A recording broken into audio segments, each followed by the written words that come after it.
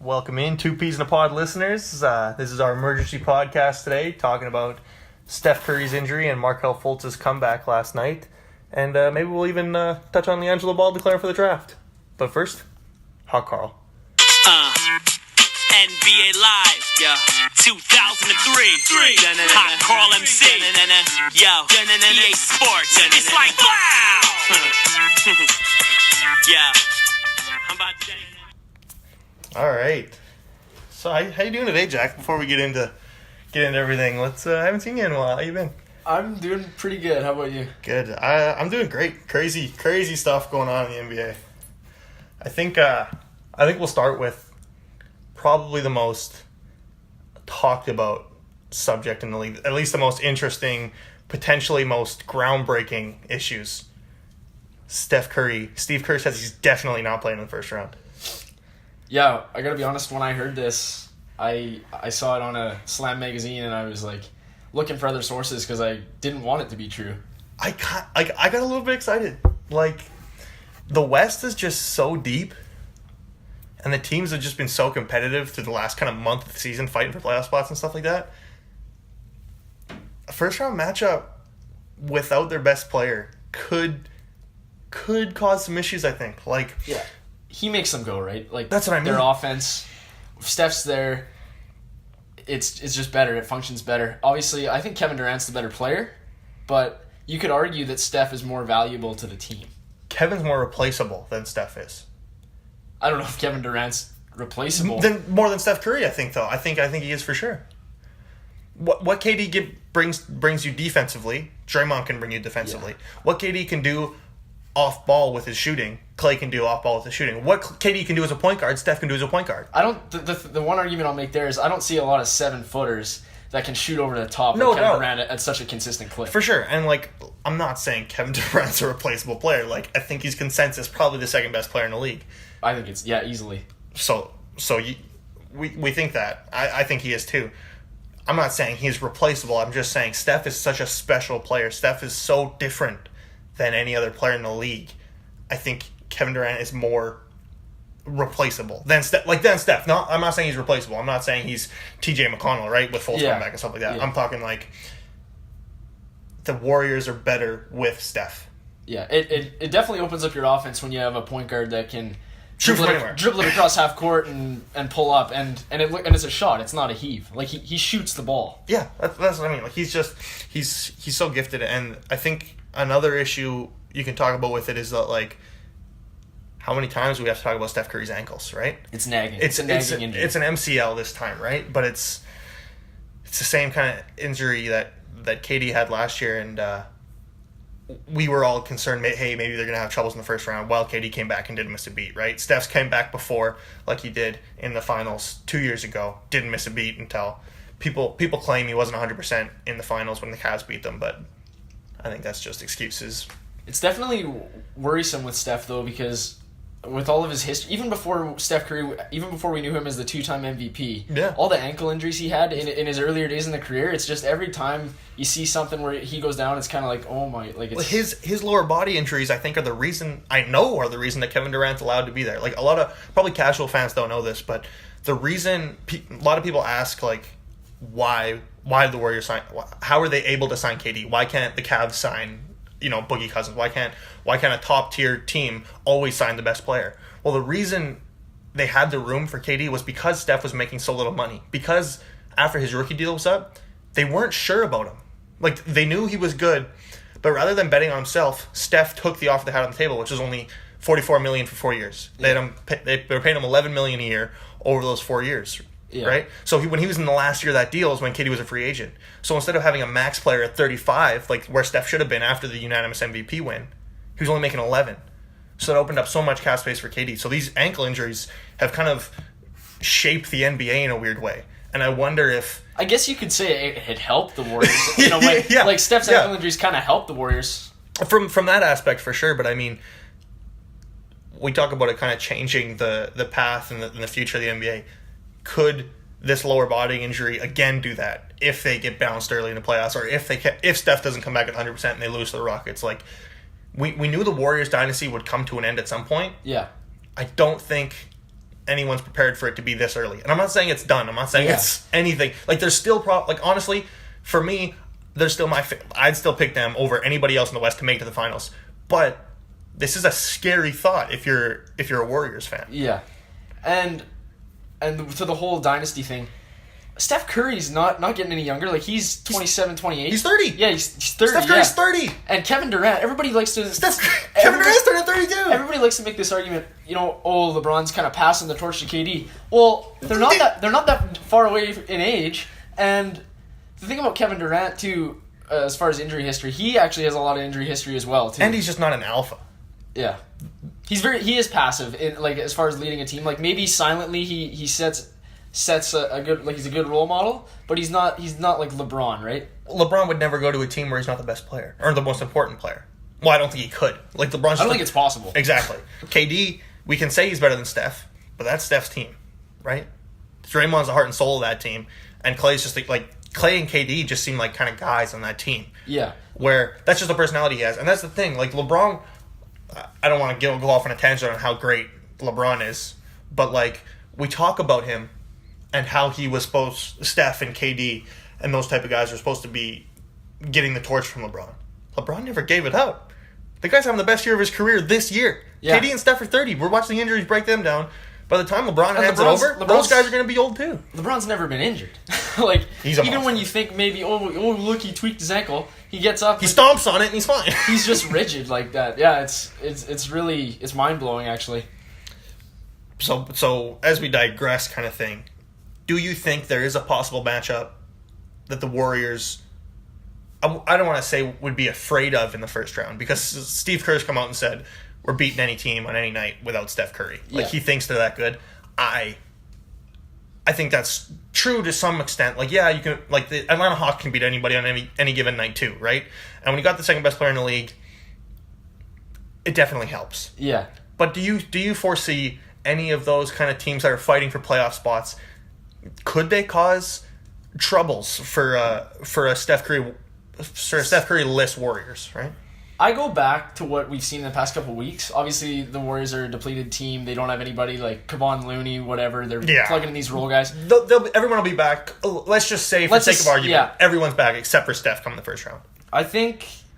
I'm not really... I'm not scared of Minnesota, I don't think. I'm more scared of Utah. They lost to Memphis last night. That's a game you need. Yeah.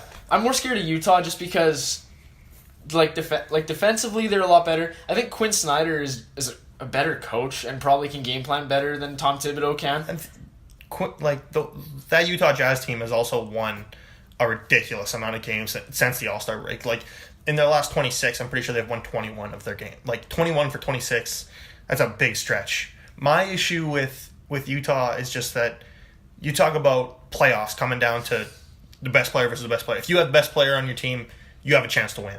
As much as I love Donovan Mitchell, he's a rookie. The guy's played 70 games, right? Yeah. I don't see any possible circumstances that... And I love Utah. I've been a huge Jazz fan going back to last year even. Yeah. They're not even giving the Warriors 6, I don't think. Even without Steph.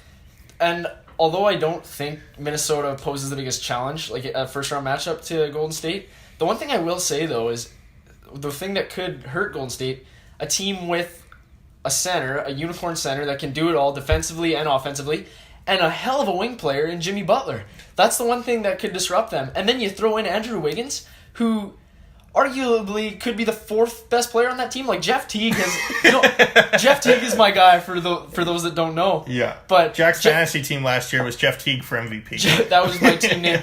But Jeff Teague has really picked up the slack as like when Jimmy Butler's been out. So yeah. I mean, Towns has always given the Warriors fits. Going back to his rookie year, like Towns just always been that guy that's not just giving Draymond fits, but kind of throwing Draymond around a little bit. Like when they go small, Towns can guard any of their small bigs, but they can't handle him, right? So I think that's a fun matchup. But just I watched Minnesota last night because me and Jack actually we made this bet before the season started, and he said Denver would make the playoffs, and I said Minnesota would make the playoffs. So if Denver misses and Minnesota makes, I make $10, $20.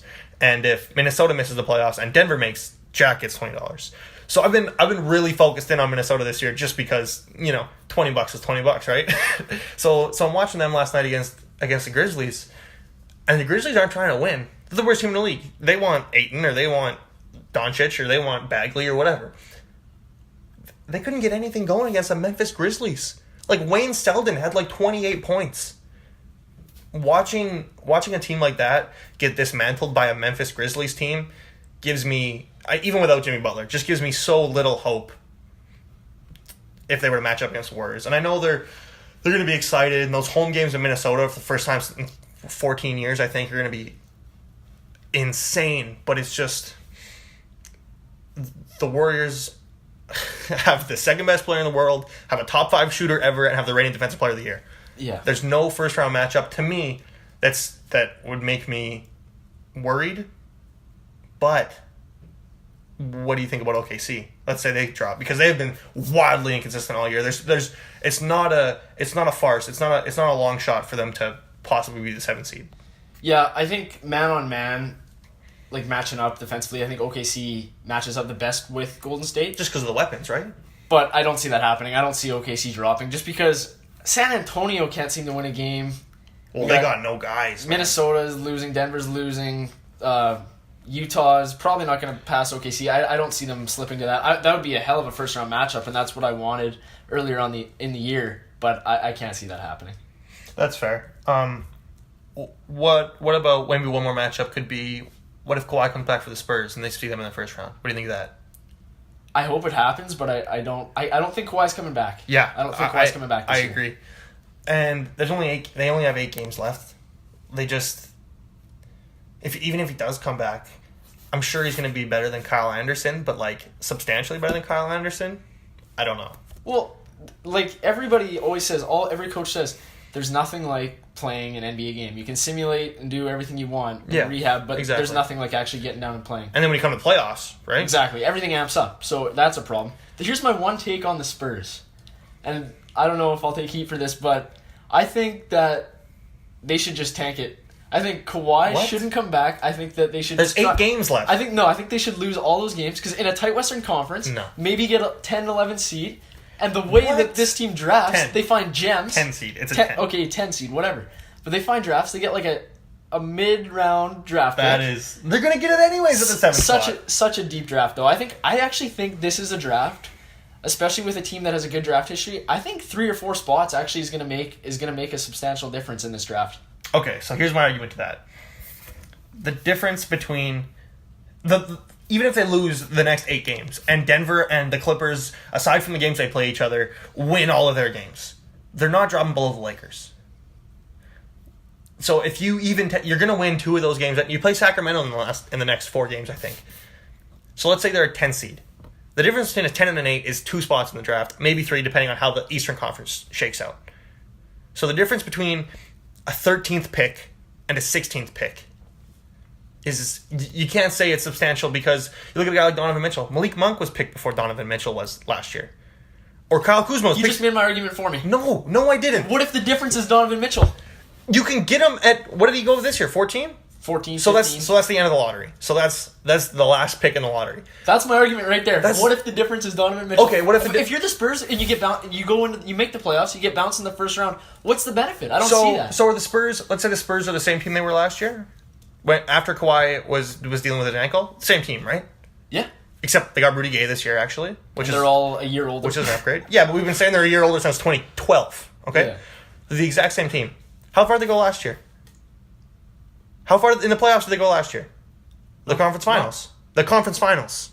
The San Antonio Spurs were playing the Golden State Warriors in the conference finals. And they were up. Kawhi goes down. They were up 23 at halftime on the Warriors. Okay, then they get swept because after Kawhi goes down, they beat the Houston Rockets last year without Kawhi. Kawhi didn't play the last 2 games. Manu Ginobili and that system single-handedly, and Tony Parker was hurt, single-handedly tore down the feeble mind of James Harden. Okay.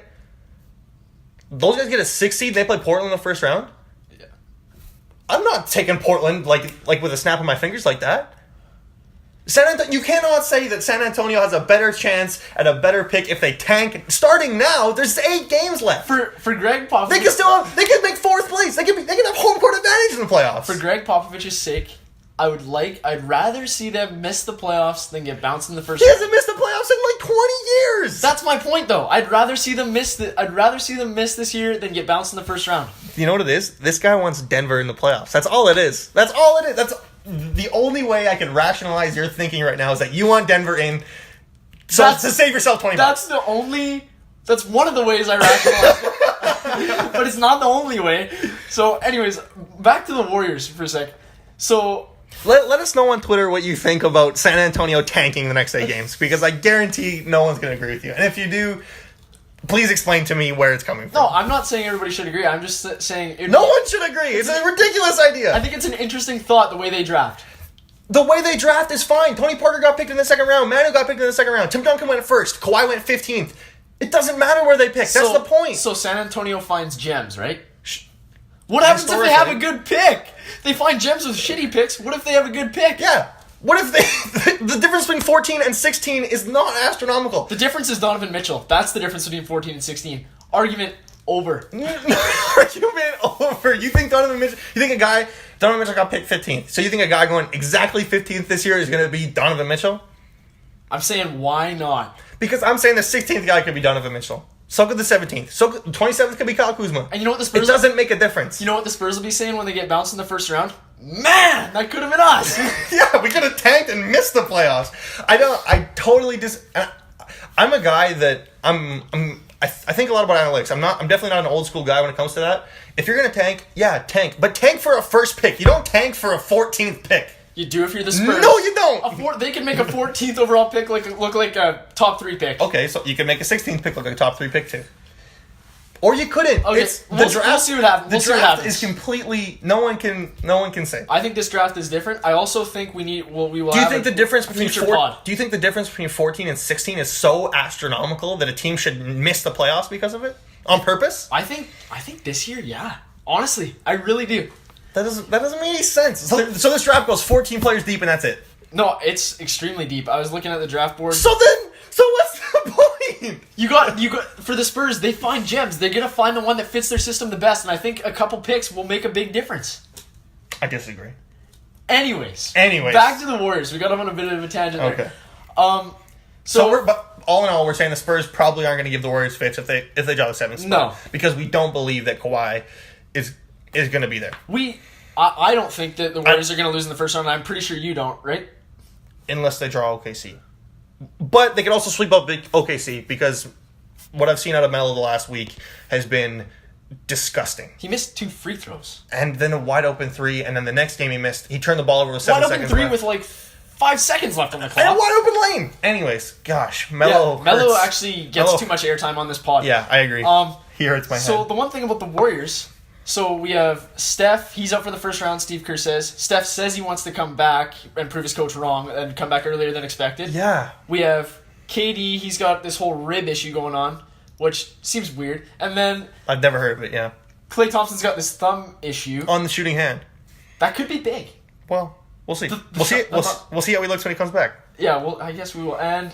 Then we got Draymond Green's like really weird illness, and he's like day to day, but he's missed like it was a shoulder and then substantial amount of games. Yeah, I think I don't want to say it's rest, but like the Draymond thing, just because it was like it's a shoulder that's bugging him, and then it was it's this illness, and I think it was a quad or a hamstring at some point too. Like I think it's just rest for him because what's like if you're rolling out Quinn Cook, Kevon Looney, and JaVale McGee and Nick Young and Omer Caspi as your starting 5 kind of thing. What's really the difference if Draymond Green's in there? Like, you got the 2 seed locked up. Yeah. I don't think Portland's catching you. I don't think OKC's catching you. I don't think New Orleans is catching you. So from the Warriors' standpoint, from Steve Kerr's standpoint, like, it makes sense. Like, it's not like you're not getting the 1 seed, right? Oh, no. It's completely out of the question for the Warriors. So it makes sense from their standpoint to rest, even though, obviously, they don't want that to be the thought. Well, it's in the... Adam Silver's really cracking down on rest this year. I think it's happening, though. I think Durant, Green, and Thompson are resting, and I won't say Curry is because I saw a clip of him walking into the arena the other day, and he is mangled. He looked broken. That guy's injured. That's not fake. Yeah. Well, I don't think. I do believe if it is the playoffs tomorrow, I think those 3 are playing. Like I think KD, Klay, and Draymond are playing if it's the playoffs. But the fact that I do think they are real injuries, except maybe aside from Draymond's. I don't know. I don't have enough information on Draymond's, but with the other two guys, I do think it's definitely extremely cautious, right? Because there's no point in... It seems weird. Like, ribs? Like, I don't know. Like, if I was... I don't know. I just think I'd play. And what's it called, too? It's called a floating... It was like a displaced floating... something rib fractured. I don't know. Let's just call it floating ribs. Katie's got floating ribs. It was a weird description too. And I saw this video on Twitter. Actually, it was today, and I saw him like practicing. He looked fine. Yeah, and that's what I mean. Like, I'm sure if the playoffs were tomorrow, I'm sure he'd be playing. But why not be safe about it? And even if like Clay's thumb is messed up, just put him on the floor. They're still gonna have to guard him. Like, it's not like he's gonna be your number one option. Just put him in the corner. Yeah, but like not in a regular season game against the Phoenix Suns, right? Like, it doesn't really matter. Yeah. But lots of people are debating that whole, are they just using all these injuries as a rest period, or are they all legit? And I don't know. I don't think all of them are resting at all, and I think it's like it's a bit of both. Like, it's just being cautious, right? Like, it's not. They're not resting like Popovich used to do with the Spurs, or the way LeBron used to do with Miami and earlier the past couple of years with Cleveland. It's just these guys have injuries. They're just being cautious with them because obviously Steph's out for the first round. I think if he comes back, he risks injury too. Especially like Steve Kerr was just so firm about he's definitely not playing in the first round. They shouldn't be worried about having to bring him back in the first round. I don't think. Yeah, I don't think so either. Like, if that is a concern, Kevin Durant's got to take a long, hard look in the mirror and say, you know what? I'm the second best player in the world. Yeah, that's what I'm saying. We as a collective basketball community and like need to reevaluate Kevin Durant if they lose to Utah in the first round, or if they lose to whoever in the first round. LeBron James never lost in the first round. You know, like, and he had Larry Hughes was the second best player, and Boobie Gibson. Like, yeah, he's not losing in the first round. If KD, you can't take Clay and like that's 3 Hall of Famers. Yeah.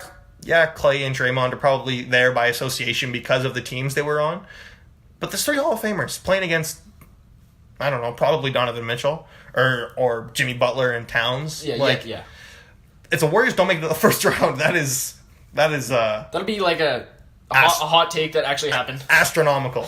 Yeah. Yeah, and I just go back to Durant's days in OKC. And he was my favorite player for the longest time. Like, I bought all this guy's shoes. Like, I loved Kevin Durant, and he left. But when he was there, I was like, this guy's unstoppable. He's unreal. He's so good.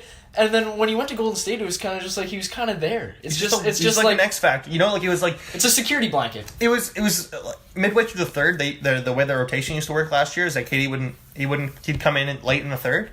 So you're watching the Warriors and the team they're playing against making a run, and it's like, oh, it's going to be a game kind of thing. And then with about 4 minutes left in the third, Kevin Durant comes back in, and it's like, oh yeah, the Warriors have Kevin Durant. You kind of forgot about it, and then he hit 4 threes before the fourth quarter, and then the game was done. So let's say just for a funny, like he was just an extra weapon. Yeah, just for a funny scenario. Let's just say the Warriors are down 10 going into the fourth, like game 2, whatever, just randomly. Steve Kerr's like, oh no, this is horrible. I might have to put in the second best player on the planet. That's what I mean. Looks down his bench, like, okay, I guess I'll put Kevin Durant in. Exactly. Like, it just seemed like he was another guy, and I don't know, that was part of the reason I didn't like the move so much, was because he was no longer, like, I heard Nick Wright say it, he worded it this way. When Kevin Durant made that move, he forfeited his opportunity to be the best player in the world. Like, he was never going to surpass LeBron because of the move, like that move. You know? Like, yeah, he won his championship, yeah, he won his finals MVP, but like, Steph Curry was there, and Draymond was there, and Clay was there, and he was also just there. Like, they're and that's not taking anything away from them, it's just they're a collective group, and individually, they're never gonna look as good as a guy like even Damian Lillard is looking this year, or a guy like James Harden or LeBron James, just because of you have 4 Hall of Famers on the floor almost all the time. Yeah. And the last thing I'll say about Durant, it's like, what if Kerr at the end of the game, you know when the coaches go talk, so he'll go talk to Quinn Snyder after they win, he'll be like, you know what, I didn't want to have to put in KD, but you left me no choice. Yeah. Like, oh, it's ridiculous. Utah just like, when Joe Ingles is going to have to step out and guard KD, like, that's just not a matchup anyone wants to see, right? Like, I love Utah. I love the way they slow down the pace. if that's the matchup they draw, they don't stand a chance. If it's San Antonio, like LaMarcus Aldridge can't beat the Warriors by himself. As much as we love LaMarcus Aldridge here at Two Peas in a Pod, we're not that confident. He's not being the Steph-less Warriors, right? Minnesota would be Might fun. take him to 7. No, he wouldn't. I think he'd take him to 5, hopefully. And that's the thing, like, Minnesota would be kind of fun, maybe, but they're very inexperienced. Jimmy Butler's and Taj Gibson are like the only guys with playoff experience, and Jeff Teague. But it's just the way it's gonna shake out. This whole Steph thing, all said and done, I don't think is gonna be. It's overblown, and it's just an NBA storyline. I agree. That we just spent 30 minutes talking about. Like it's fun to talk about, and it's fun to hear about, and it's fun to think. But when it all comes down to it, anything can happen. Like, they were up 3-1 on LeBron, and LeBron beat them. Like, but LeBron's not playing them in the first round. Yeah. Speaking of Minnesota as a potential matchup, you're going to watch Minnesota play. I am. Yeah. This coming weekend, actually, they're playing Utah. That's gonna have some crazy playoff implications. I'm excited to hear about that when you get back. I'm excited too. And my biggest thing is maybe we should run a poll on Twitter because I don't know who to cheer for. Because if Minnesota makes playoffs, I get $20. But I really need you. I love Utah and I love Donovan Mitchell. And if they make the playoffs, it's good for me too. I hope both of them do. But like, I'm pretty sure I'm gonna be checking the standings before the game to see who I'm rooting for. Yeah, I don't know. That'll be an interesting one. I think that is crucial. There's lots of games like that coming down the stretch, like divisional games, like the Clippers. Clippers and Denver. Denver plays Minnesota twice before the season's done still. I think Minnesota and Denver play 2 of the last 4 of Denver's games. So all of it's gonna have huge implications. $20 on the line for those ones, hey? Even if they don't make the playoffs, like, it's still going to have implications as far as seeding goes. Like, even with the Clippers missing, they're still not going to want one of their conference rivals to make or whatever. For sure. There's all that kind of aspect to it. For sure. So, yeah, it'll be interesting to see how it plays out. I agree. But as far as the whole Golden State first round thing, I just don't see... I don't see it being an issue unless Steph comes back less than 100% for the second round, right? Then that's when you're going to be playing a team like Portland or like OKC or like someone with more weapons, someone with more talent. Yeah. But it won't. That's not even. It's not even a thing. So. He's supposed to be back by then, right? Yeah. So there. I guess our next segment is going to be the Markelle Fultz mystery. The Markelle Fultz mystery has come to an end. He played last night. What? You just crack a cold one open? Cheers to Markelle Fultz's comeback. Cheers to Markelle Fultz's comeback. Yeah. What'd you think? How'd he look? Honestly, when I was watching the whole game, and I was like... I was interested too. I sat down and watched the whole game. The first half, I was like, this guy looks horrible. Like... Yeah, he turned the ball over, got blocked right away. His first jump shot of the game, he pulls up, Mason Plumlee meets him at the top of his shot, and like his shot doesn't actually leave his hands. Mason Plumlee just sticks his hand there, and it doesn't even it was hilarious. Yeah, and Mason Plumlee's like, as a guard, if Mason Plumlee switches on you, you better be licking your chops. Like, you better be ready to go. I don't know. I love Mason Plumlee. Oh, I don't. He's the best Plumlee brother. There's like 9 of them. There's 3 of them. They're all terrible. They all played at Duke. Yeah, I'm not a fan of the Plumlee brothers games. But they did take away from Markelle Fultz's comeback, so you got to give credit where credit is due. But no, for real though, he after he settled in, he looked great. He was forcing it quite a bit in the first half. But what do you expect though? Yeah, like when you've missed all those games and there's never been media coverage on a rookie like this that hasn't played. You know, he played his 4 to 7 games or whatever early in the year, but like after he went down, this whole like Markelle Fultz mystery, everyone was covering it like crazy. Like everyone was just on it constantly. And I think when you come back like that, to just kind of show out and be like, hey, I'm here. Like, this is how good I am, right? And he put up 13 shots in 14 minutes. Like, that's a lot. That's a high volume. And he's not going to be doing that like once he gets integrated back into the system. But just to show everyone that like, hey, I'm here. I'm athletic. You know, even without my jump shot, I'd still be a lottery pick. And that I'm concerned about the jump shot. Yeah. You actually mentioned earlier today that there's a hitch. There's still a hitch there. Like, it's still like when he was coming out of Washington, a huge component of his game was a 3-point shot. That's what Philly needed. He's the ideal fit coming out of that draft. And I think I mentioned this on an earlier pod. He he was on paper a perfect fit with Ben Simmons. He's a point guard who doesn't have to be ball dominant, who's athletic to be a slasher, but can spot up off the ball and shoot threes. Like he is a perfect player to put in that Philly system. Yeah. But just with everything that went on and stuff, I do think it'll get there. And he showed flashes of his athleticism. He showed his like that little hesitation move that made him such a killer. Was it got blocked the first time he did it, but he hit one after that. Like I think it's hilarious that just the Philly fans and like just the constant like trust the process. Would you blah blah blah. Would you think it would go any differently though? Like, of course he gets injured, and of course it's like, oh, processing. Like redshirt him, yeah. He's got to sit out for 8 months before we play. Oh, that's what all our rookies do. Yeah, and that's what I make jokes with that before the draft, and then when it actually happened, I felt a little bad, but like it's still kind of funny. I think he's gonna be fine, all in all. Yeah, it's good to see him back. Yeah, and I think like for the league, it's just good if that Sixers team, like if the Sixers are going to make the playoffs this year, and if they keep winning, they might be a 4 seed. You know, like that. Like if they have home court advantage in the playoffs this year, that's huge because it seems like they're almost skipping a step in the process, right? Like it seems like they're skipping a season because if they missed the playoffs this year, it would have been next year. Okay, our goal is to make the playoffs. I don't know, man. It's been like 8 years. I know, but no, not, for sure. They need to skip a few years. Yeah, I agree. I'm not down for the whole purposefully be bad for 5 years. I'm not a fan of that at all, and that's why they're changing the lottery system.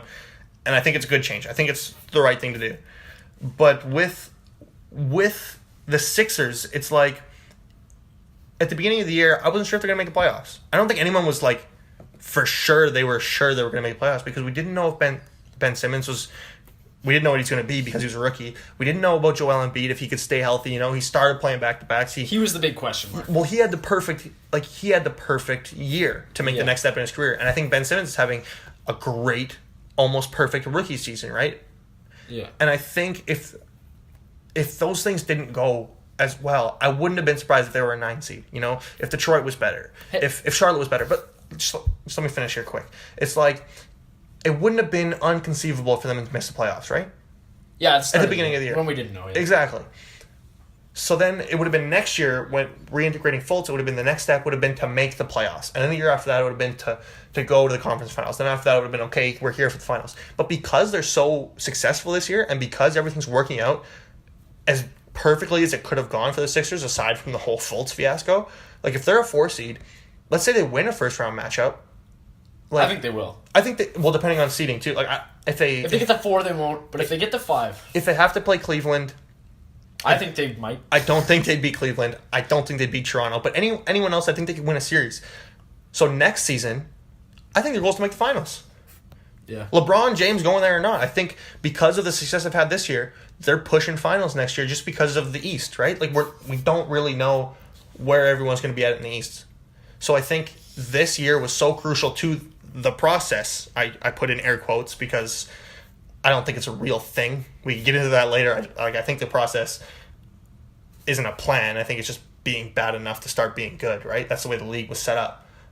Yeah. But I think because of success this year, next year your goal should be the conference finals if LeBron stays in the East. Yeah. I think a big reason why they're looking so good this year, other like health, obviously the biggest thing. But I'm not saying this just because I love JJ Redick. But I do love me some JJ Redick. But when you do watch the Sixers play, he's a presence on the floor as far as leadership goes, and he's been on a winning-ish Clippers team that's had some success, and I think that helps having a guy like him. Like, and he played at Duke, winning culture. It helped, like when you looked at played at Duke, winning culture. Obviously, Duke's a winning culture. Say what you want. Like I don't like Duke, but I like their culture. You like every player that goes to Duke ever? I hate Grayson Allen. He's the only player I like from Duke. Anyways, but they never had that guy on their team where he was just had a winning presence or winning background. Watching them, until him. I don't think it's JJ Redick, but I think he's part of it. I think it's the idea of JJ Redick, and I think it's everything they've done with like guys with JJ Redick, like Amir Johnson came in, like Ersan Ilyasova, like Marco Bellinelli, like these old veteran dudes they've never had on any team before, right? They've always just been. When they were doing the process, when they were tanking, they never had a guy that was older than 30. Like Jared Bayless was there and they cut him. Like they kept so young. They never had a veteran presence in the locker room. And this year they knew they were pushing for the playoffs. They knew they were going to be a good team. So they paid JJ Redick a boatload of money for 1 year. Yeah. They brought in Amir Johnson. They signed Ilyasova at the buyout dedeadline. They signed Bellinelli. Yeah. Those guys Those guys are playing significant minutes. I love the Ilyasova signing. They traded away Jahlil Okafor, who was part of the process. Great trade. Well, it didn't really do. Well, Trevor much. Booker, he got waived. He doesn't play, but like that's what I mean. Like it's just the veteran presence. I think JJ Redick is a part of that as a whole. I think Ilyasova, I think Bellinelli, I think Amir Johnson are all huge components to I disagree with that. What? I don't think that a guy like Marco Bellinelli and like Ilyasova. They've been there before. Yeah, but the thing about JJ Redick, Bellinelli's played LeBron in the finals. The thing about JJ Redick compared to Bellinelli or a guy like JJ Redick's not even having a good year, dude. Yeah, the thing about JJ though is he's a lot more respected throughout the NBA community than all these other guys. I think not by a lot. I think by quite a bit though. I think he liked your tweet and you were extremely biased towards him. I like JJ Redick liked my tweet. It's true. But think about it. JJ Redick, he has his own podcast and and that's not why he's a good leader. I know, it better not be why. He's played with guys that are big brand name guys. So is Bellinelli played on the Spurs team that went to the finals with Duncan, Parker, Ginobili, and Kawhi. T-Mac was on that team. Yeah. Bellinelli's been to more places than JJ has been. Yeah, but the thing is, all these guys that are on Philly are so young, and I think they can relate to JJ more just because JJ's newer and he's more relevant. He played with Blake, who's from this, like, those Spurs guys they've been in the league for like 40 years. And then you got... And won 5 championships. And Chris Paul. What? Who's won a championship with the Clippers last year? Nobody. What championship has JJ Redick been on? He hasn't won a championship. I think he's still the alpha leader on this Sixers team. I disagree completely. I don't. I think he is part of the veteran group that they have. And I'm not trying to take away from JJ Redick. I'm trying to tone down what you're saying about JJ Redick. I don't think he's been if you take JJ Redick off this team, they're still a playoff team. Completely. I don't know. Completely they are. I gotta be honest, I don't know on that one. What? I can't say I agree with that. He's not having a great year. Yeah, but he's averaging 12 points a game? But the thing about a guy like JJ, and I said this earlier in the if pod, Bellinelli was playing JJ's minutes, he could score 12 a game too. I don't even like Marco Bellinelli. I'm just saying he's one of those guys. I watched Ersan play last night. It's the threat, though. It's the threat. Like, you have to... Having JJ on the floor just spaces it out for Ben Simmons. So does Bellinelli. Same with Ilyasova. It's equal as far as that goes with Bellinelli, but JJ's a better leader. He's not a leader. When you watch... JJ Redick's just a guy. So is Marco Bellinelli, but JJ is a leader. I know. Neither of these guys are taking over the locker room. They're just there. Just the calming veteran presence, the idea that they've all been there, the idea that they've been in this league for so long. They're a huge part of the... Like, I'm not taking away from JJ. Like, JJ's part of this veteran presence that is there. JJ's been there all year. I think that's where you could have the argument that JJ's been there since the start. Bellinelli and Ilyasova have been there for maybe a month, right? But them as a collective are so much better than just JJ. You know, like guys, like Bellinelli's going to play minutes. Ilyasova's going to play minutes. Amir Johnson, maybe not so much.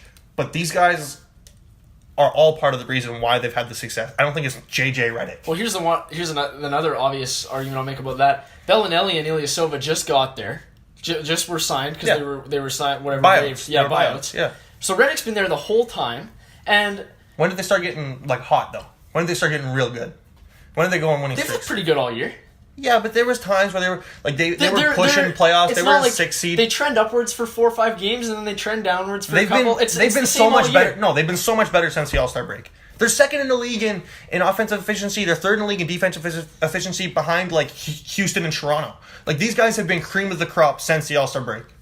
And I don't think it's because of JJ Redick. And here's another thing: the consensus around the league, JJ Redick's one of the hardest workers in the league. If you don't think that has some, it does. It totally does. Something with the Sixers, then that's what I'm saying. The whole veteran core brings that to them.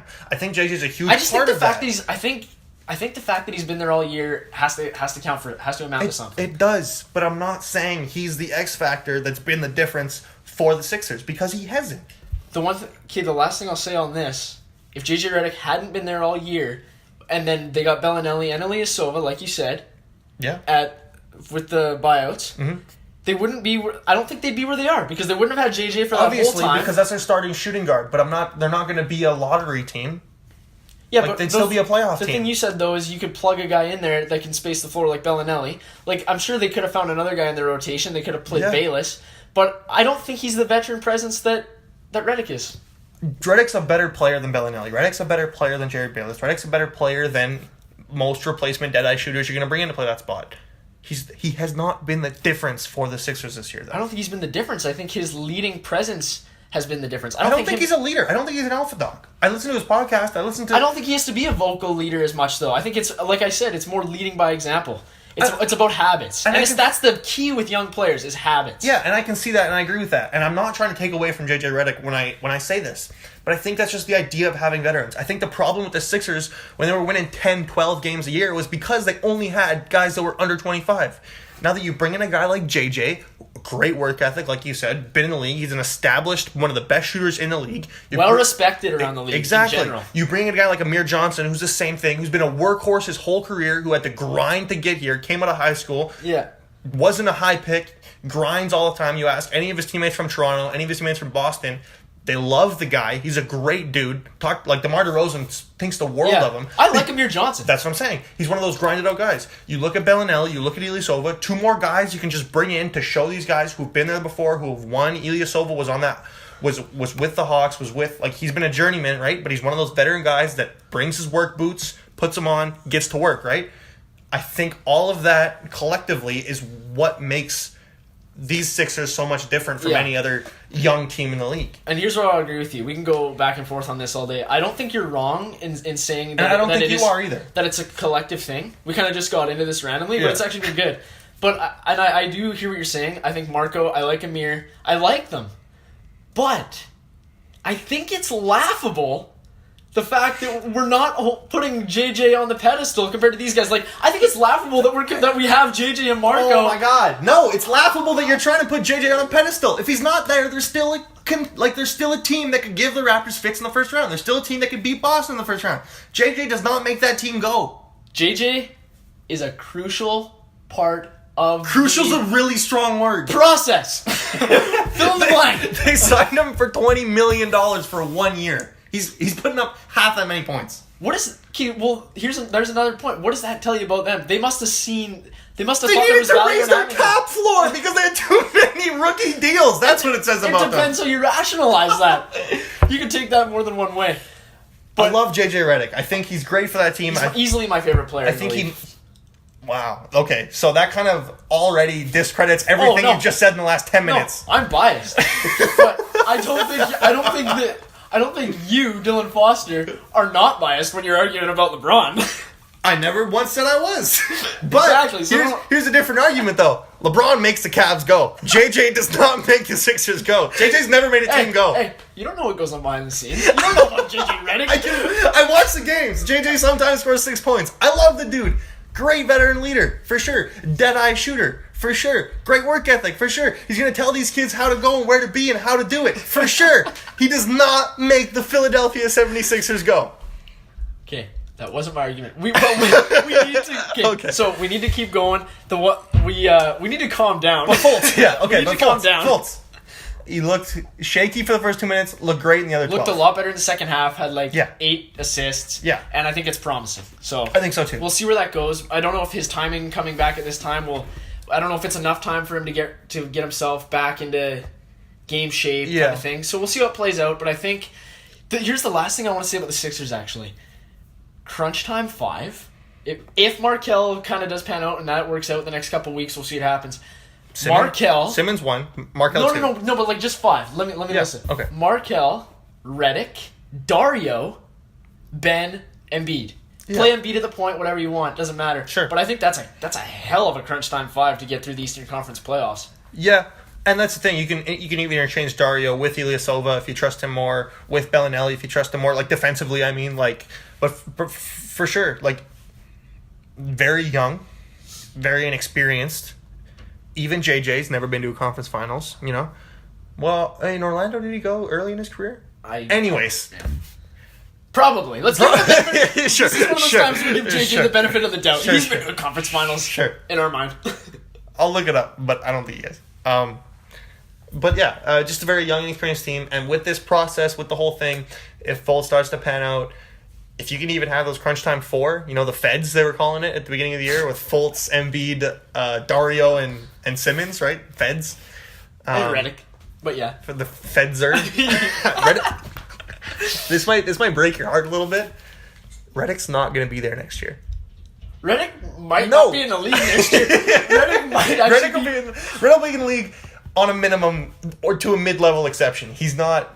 This was his paycheck this year, his $22 million. Yeah, we'll see what happens. I think the fact that he had to sign in Philadelphia for a 1-year deal was kind of like... No, I think was there a lot of interest in Redick, I wonder? Dude, $22 million on the table, I don't think you're worried about playing in Philadelphia, right? Like, $22 million is enough. I love cheesesteaks. Yeah, exactly.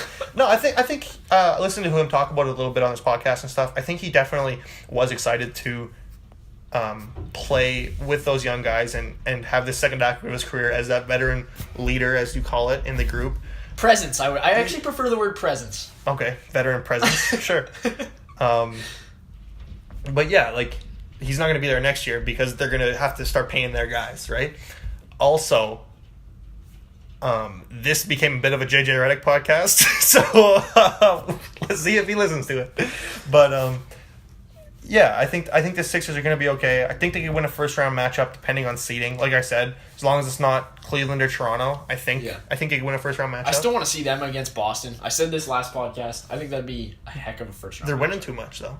I know. They're winning too much. Even if it wasn't in the first round. Yeah, in the second round, it's a bummer because in the second round it would end up being Cleveland, Boston. There's lots of matchups we'd like to see that we probably won't see. But they're going to be good anyways. Like let's say the conference semifinals in the East are Cleveland, Boston, Kyrie versus LeBron if Kyrie's back, and then you got Toronto Sixers, right? Those are both good series. Everyone talks about the East being real weak and stuff. Yeah.